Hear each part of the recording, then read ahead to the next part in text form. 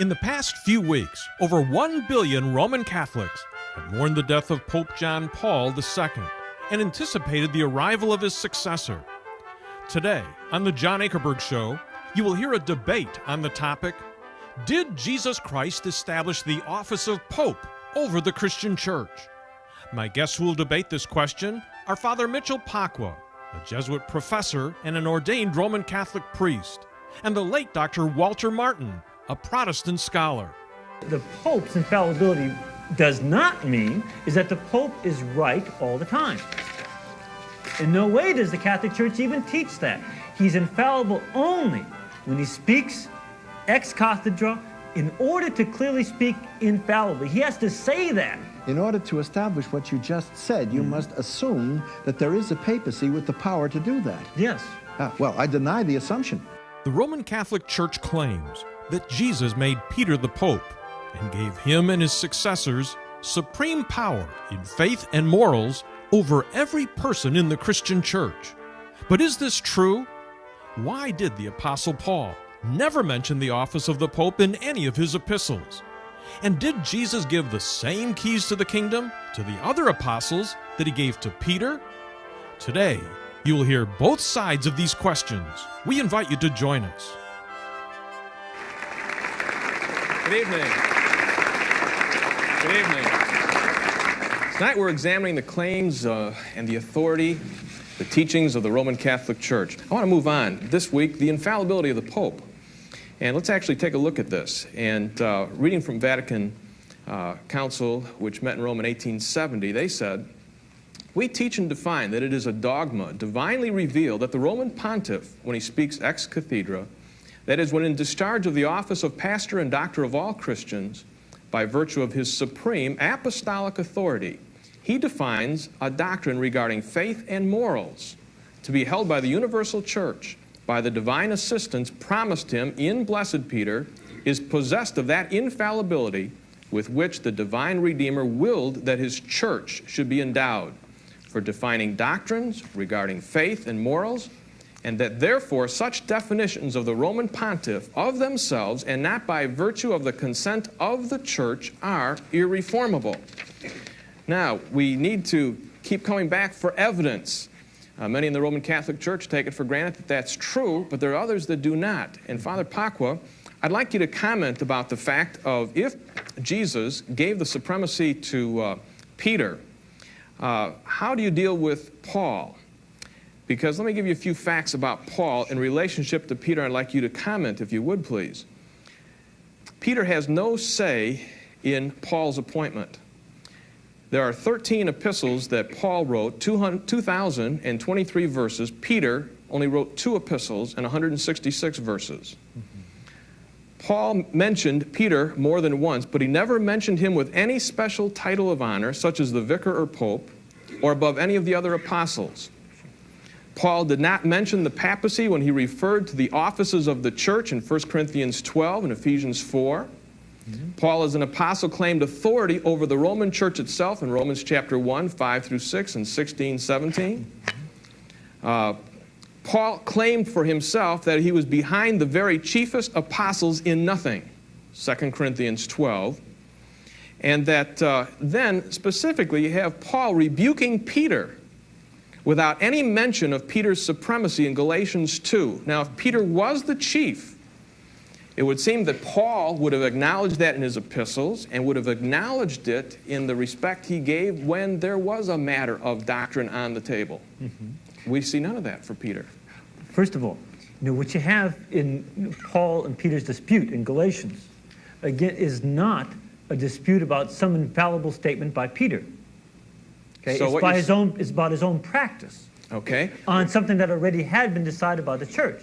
Now, Catholics do not say that we can't tell the Pope to live up to certain things in his own life. As a matter of fact, Dante, when in his Inferno, mentions that a number of popes are in hell for various reasons. And remember, you said that. I didn't. That's right. That's right. Well, why not say it? I don't know that they're in hell. Dante knew. So he says. And the thing that the Pope's infallibility does not mean is that the Pope is right all the time. In no way does the Catholic Church even teach that.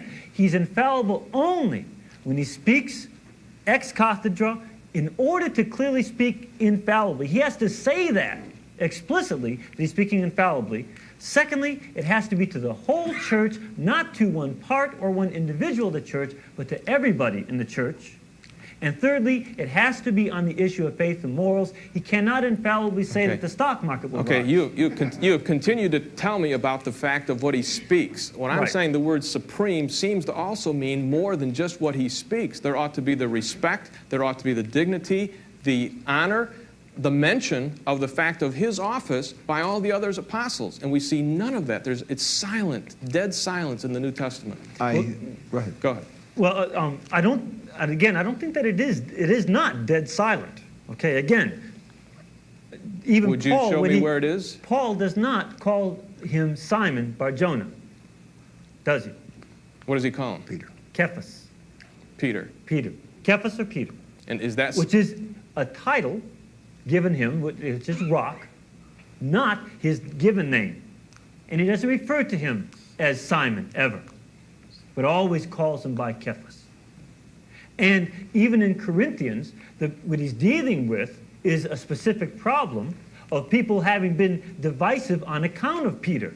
And later on, in the next generation, about 35 years later, you're going to see, well, actually more than that from Corinthians, about 45 years later, we'll see that it'll be the Bishop of Rome, St. Clement I, who's the second after Peter and Paul, who will be correcting the same church because of division. They never learned. And so it's the Bishop of Rome that takes that authority in 95 AD, before the New Testament is finished being written.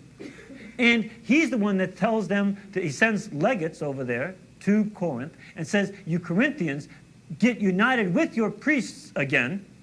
And he orders his legates not to come back home until they're united. So he takes that authority in the very next generation as the role of Peter to bring unity to the church. I want to quote Vatican II, John. Okay, come back to that. Vatican I, I mean. Come back to that in a flash, but I'd like for you to put the other side of the fence. I said that there was a hypothesis that Father Pacwa is using, namely that in referring to Peter, which we all agree is small rock, and that there's a differentiation between the other rock, there is something different. It's not referring to Peter because of the way it's written. All right, what would be another option that would seem to fit this evidence better from your point of view? Would you please explain that so we get it on the table anyway? I would take Augustine's position, all right, a very great theologian, that Peter's confession of faith, thou art the Christ, the Son of the living God, is the foundation. And that it's not Peter. Cross-referencing it to 1 Peter chapter 2, Peter didn't understand it to refer to him. He put himself in with all the rest of the little stones built up into the spiritual house, Jesus Christ being the chief cornerstone. Ephesians 2:20 says, we're built upon the foundation of the apostles and the prophets. Jesus Christ, the chief cornerstone. He quotes scripture, behold, I lay in Zion a cornerstone, a rock of offense. Whoever believes on him, not Peter, Christ, will not be ashamed. That Peter was a moving force, a chief apostle in the church, there's no doubt whatsoever. That his writings were authoritative and they were accepted as such. That he recommended Paul's writings as scripture, even calling it scripture, equating it with the Old Testament, is indicative of the fact that they agreed in their basic theology. Well, since they agreed in their basic theology, the facts fit the hypotheses that the whole structure of the New Testament and the first 5 centuries following that, historically, did not give any supreme role to the Bishop of Rome. Okay, now I want you to go on and let's get into a definition of the keys. Okay, Father Pacwa has defined how the Roman Catholic Church sees the keys, and would you give another hypothesis for that? Yes, the alternative to that is the parallel passage of Matthew 18, with which he is well acquainted also, and mentioned it before. Namely, that Christ was speaking to the disciples, not to Peter, and the apostles in general. And he said, if any two of you shall agree on anything on earth, it will have been done in heaven, which are bind on earth, bound in heaven. Mm-hmm. Now, the keys of the kingdom were the power to bind and loose. Peter had that power, but it wasn't Peter's power alone. Matthew 18 gives that power to you and to me to pray together that we might bind or loose. So I take that to be the alternative proposition. Would you say that the Roman binding and Catholic loosing is a position. declaratory power and not one of supremacy? Yeah, I think it's a right to declare something by faith, and I think Peter had that right. But if he was really the supreme pontiff of the church, this is a very strong point, I think, then the disciples of the apostles, the men who went into the 2nd century, the great theologians of that time, would surely have recognized the primacy of Rome. And they didn't. Okay, Father Paco, would you respond to that hypothesis? Why do you think that the evidence of the New Testament does not fit that hypothesis? First of all, you know that when Jesus is speaking in Matthew 18, he's not speaking to the crowds, but to the apostles. Right. And so that, you know, it's not just we who have that same authority, except in a derived sense, but the apostles and their successors, the bishops, along with the successor Peter, have that authority to make decisions that we don't. For instance, decisions like what goes into the New Testament. That was not made by the New Testament. It was made by the bishops. They chose which books were to be canonical. The lay people didn't do it, except in that secondary sense. The bishops were the ones who were the traditores, that is, the ones who carried on the tradition as to which books derived from Paul, Peter, James, and the others. And then finally, in councils, and a series of councils, you know, decided which ones we now have the 27. And really, it was not until Pope Damasus I, in giving authority to the councils of Carthage and Hippo, in the end of the 4th century, beginning of the 5th, so that we had the first time 27 books of the New Testament. Before that, we have 22 books, so that the authority of the New Testament derives from these bishops and from the Pope, and that an authority which Protestants continue to accept as their own basic authority. Okay, let's get a response. There's a severe fallacy in the reasoning. Mm-hmm. In order to establish what you just said, you must assume that there is a papacy with the power to do that. Yes.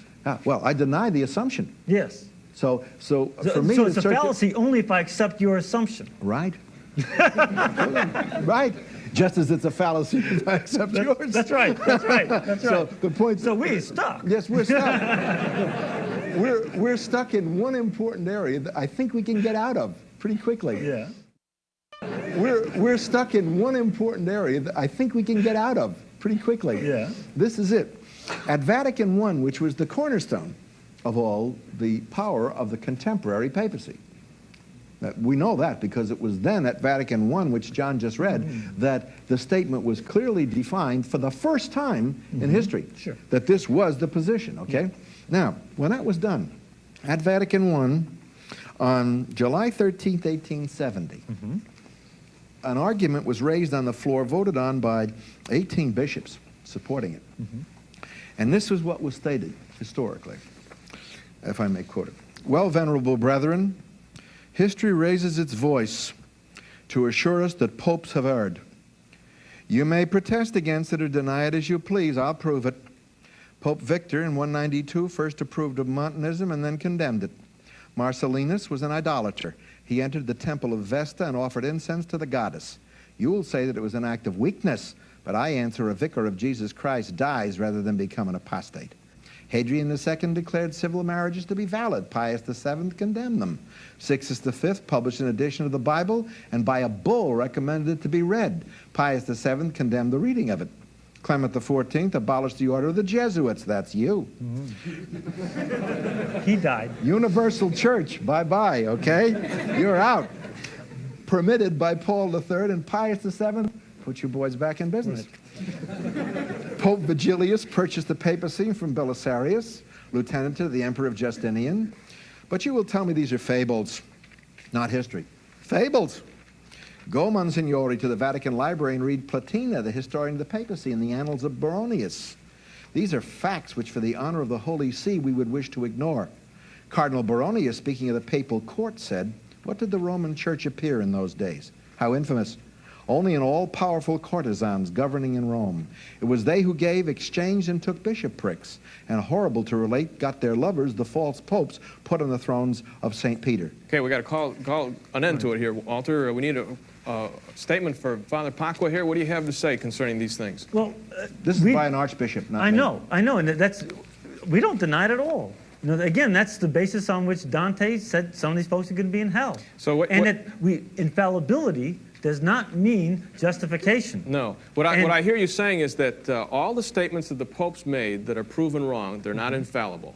Right. And also they don't meet the 3 criteria for infallibility. Yeah. And the fact is that in spite of the fact that Peter is supposed to be supreme, not just in the fact of what he said, but supposedly recognized as such, the head of the church, the leader. When he speaks, there ought to be some respect and listening. Okay? And you would expect that he would be leading in some other areas as well. We still have yet to establish the fact that you find that in Scripture. You still have yet to discount the fact that the other apostles were given the same ability. You still have yet to discount the fact that Paul, in looking at Peter, never mentions it, never writes to him, mentioning the fact that he's the head of the church, and well, on and on and on. Well, see, the problem with your on and on and on is that you don't accept the Catholic understanding of pointing out of other data where Peter is head. As a matter of fact, as Dr. Martin himself said, that Peter clearly takes the dynamic leadership of the church after the ascension of Jesus. For 3 chapters, and then he 3 disappears. chapters and chapter 10. But in chapter 10, he's disputing with the people that are there. They don't show him the honor that you're talking about. No. You're the one that keeps on saying that supremacy means that everything you say is going to be honored. I'm not saying that. I'm saying yes, they don't say that. I'm saying the respect. Oh. If the Pope were to walk into the door, he should have the final word in an argument. Why? Who said that? Jesus didn't say that. We don't say that Jesus supreme did. Means first. First word, that last doesn't mean, word. In terms of the way that it's going to be enacted, that he's going to have that. You're defining it as a straw man, and then saying we don't have it. We never said that that's what it means. Just define supreme for me then. What it means is that when he speaks to the whole church in the name of Peter and on faith and morals, that is infallible. But he's not the head then of the apostles. He's the head of the church as well in terms of being the head of the... What does head mean? How would they recognize it from the examples that are given in Scripture? Well, in terms of the examples in Scripture, his choosing of a replacement for Matthias, is being the first one to go and lead John to lay hands on the Samaritans. But he was sent out by the church to do that. Sure. And he came back and they didn't just accept his word. They argued with him. So? I don't see him being the head. Again, his headship does not come from them and their approval. But they his headship comes from the fact that Jesus is the one who revealed to him that he should. So what you're saying is that the church didn't recognize it, but he still had it. Absolutely, because it comes from Christ, not from the church. That's one of the reasons why it's said to be apostolic and divinely. Let's follow that through. Is that he had it, but they didn't recognize it. Why didn't they recognize it if they were all there? I mean, Jesus never told anybody else. He only told Peter, and Peter never mentioned it. Look, in terms of recognizing things, did they recognize the existence of the New Testament yet? No. Did they recognize the definition of the Trinity? No. Did they recognize the 2 natures of Christ? No. In terms of ways that we could talk about today? No. Lots of things they don't recognize. Yeah, but but over time, did they recognize that Jesus was God? Yes. Did that go into the Chalcedonian and Nicene councils? Sure. Yes. There's a basis there. I'm saying I don't see any basis. Well, okay, you don't accept, the evidence that we accept. I don't see any evidence, is what I'm saying. Christ. You don't see that Christ gives Peter this vision to go baptize Cornelius? Yeah, that's why I keep saying that the appeal of the fathers is not to the tradition of the church and not to the arguments that were aroused and carried on vigorously amongst themselves. All of them, when they appeal, it's scriptura sola. They're appealing to Scripture, Scripture, Scripture. And what John's saying, what I'm saying is this. If you want to believe that the church made the Scripture, you have a problem because the kerygma, which was the preaching of the gospel, was not inscripturated totally until the close of the 1st century.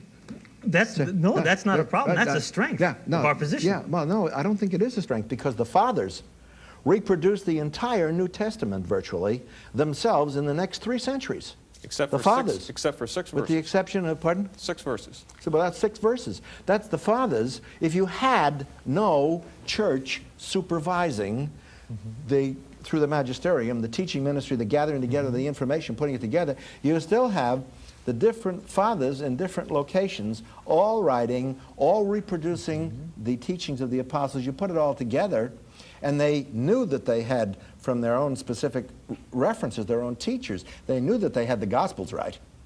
They knew they had the book of Acts right. So they subjected everything to the canon of the Gospels and Acts to test the epistles.